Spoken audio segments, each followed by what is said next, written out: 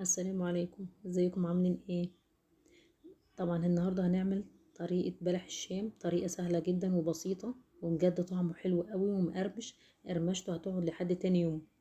طعمه تحفه، احلى من المحلات بكتير بجد.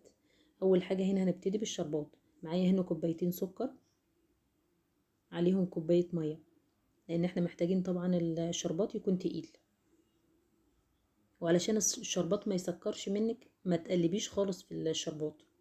انا عمر الشربات مسكر مني طول ما انا ما بقلبش في الشربات. خلاص ضفت المكونات زي ما انتم شايفين كده. هسيبه اول ما يبتدي يغلي معايا، هنزل عليه بنص ليمونه، اعصر عليه نص ليمونه. وبعدين هبتدي بقى اسيبه لحد ما يتقل، هسيبه حوالي 7 دقايق يغلي معايا، وبعدين اطفي عليه. هضيف له الفانيليا واسيبه. مش هيسكر تماما، ويقعد معاكي في التلاجة. لو اتبقى اي حاجة مش هيحصل له اي حاجة، لكن طول ما انت بتقلبي بالمعلقة فيه يسكر معاكي. هنزل هنا بس عليه بمعلقة جلوكوز او معلقة عسل. انا ضفت هنا معلقة عسل، عسل نحل عادي جدا. ضفت عليه كده وهو بيغلي. تمام. وبعدين اول ما يبتدي يغلي 7 دقايق، هحسب 7 دقايق وبعدين اطفي عليه. بس يبقى كده معايا الشربات معايا تمام. هسيبه لحد ما يبرد خالص. هنا معايا بقى طاسة على النار فيها كوباية وربع مية، ومعايا تلت كوب زيت ذرة عادي جدا، ومعلقة سكر كبيرة ورشة ملح. تمام كده. هسيبهم بقى لحد ما يبتدي يغلي معايا. هقلب كويس السكر والملح في المية. وبعدين اول ما يبتدي يغلي معايا على طول زي ما انتم شايفين كده، هنزل هنا بقى بالدقيق. هنزل بكوبايتين دقيق ومعلقة ونص نشا زي ما انتم شايفين كده اهو. وعلى السريع بسرعة كده ابتدي اقلب بقى، ما توقفيش خالص وانت بتقلبي. تمام كده. ابتدي اقلب وهو على النار متوسطة. هو بيغلى اهو زي ما انتم شايفين. ما توقفيش خالص وما تخافيش، مش هيحصل له حاجه، بس قلبه بسرعه. اول ما يتقلب معايا كده خلاص اتاكدت ان كل الدقيق اختفى معايا. هشيله بقى من على النار واكمل تقليب فيه تاكيدا يعني. وبعدين هسيبه بقى لحد ما يبرد وانا واقفه كده اقلبه، او تسيبيه مجرد بس يبتدي يهدى معايا. تمام. وبعدين هنزل عليه ب3 بيضات. هنزل بيضه بيضه كده وابتدي اقلب. تقدري طبعا لو عندك عجان تضيفي في العجان وابتدي تضربي، بس هو مش محتاج. احنا عايزين نعمل حاجة سهلة كده علشان كل ست بيت تعمله. انا ما عنديش عجان، اشتغلت بايده وما شغلتش كمان المضرب الكهربائي. ابتدي اضرب كده بالمعلقة، او ممكن كمان تلبسي جوانت وابتدي تضربي فيه. خلاص ابتدي اقلب كده لحد ما يبقى معايا عجينة زي ما انتوا شايفين اهو. تمام كويسة قوي وناعمة خالص. نبتدي بقى نجيب كيس حلواني. محتاج طبعا الكيس القماش ده. شايفين القمع اهو زي ما انتوا شايفين بتاع بلح الشام. تمام. واعملي الحجم طبعا في احجام زي ما انت عايزه، حباها تكون رفيعه او كده براحتك. تمام. ابتدي بقى معايا هنا الزيت بارد خالص، ما شغلتوش خالص على النار. ابتدي اقطع الحجم اللي انت حباه.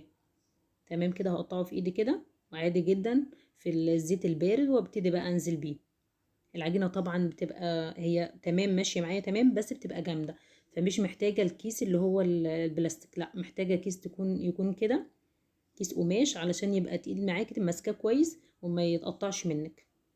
هبتدي اقطع بقى وبعدين املى الصينيه زي ما انتم شايفين كده. هاخدها بقى على النار وابتدي بقى شايفين واحده واحده كده هيبتدي خلاص يستوي. شايفين اول ما يبتدي يستوي معاكي، مش يستوي، يبتدي بس يدخل في السوا، يبتدي بقى يطلع بقى على الزيت من فوق كده اهو.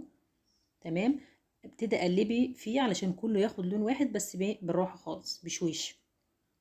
شايفين عامله ازاي اهو.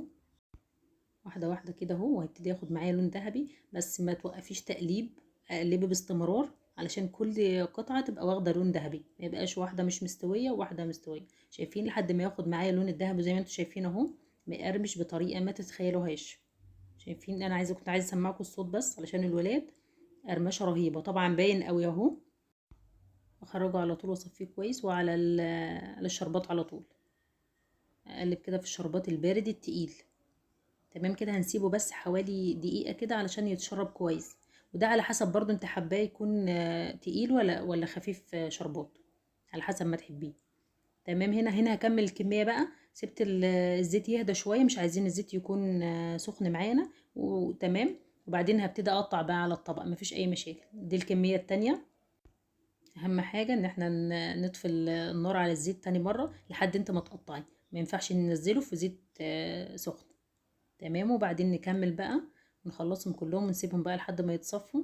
شايفين بقى بجد تحفة، طعمه خطير والله، احلى من بره بكتير، ومقرمش لحد تاني يوم. ما تستصعبيش الموضوع خالص، بجد طعمه حلو قوي وطريقته سهله، يعني مش هيتعبك خالص. اعملي الحاجه في البيت، طريقتها سهله خالص، وكمان طبعا موفره. هنزلكوا كمان بلح الشام من غير بيض، وبجد خطير، طعمه حلو جدا، مش هتفرقيه عن اللي فيه بيض. يعني اللي تختاري زي ما انت عايزه. شايفينه هو وانا بقسمه كده مقرمش جدا، مستوي على فكره من جوه، وطعمه تحفه. شايفين عامل ازاي القرمشه يا جماعه؟ انا عملت بلح الشام اللي هو العادي جدا، اللي احنا ممكن نعمله بطريقه سهله مش مكلف، تمام. لكن لو حابه تحشيه بقى اي حاجه براحتك، تحشيه كريمه، تحشيه قشطه، تحشيه نوتيلا، براحتك انت. احنا عملنا الطريقه وانت عليك الحشو. مع السلامه.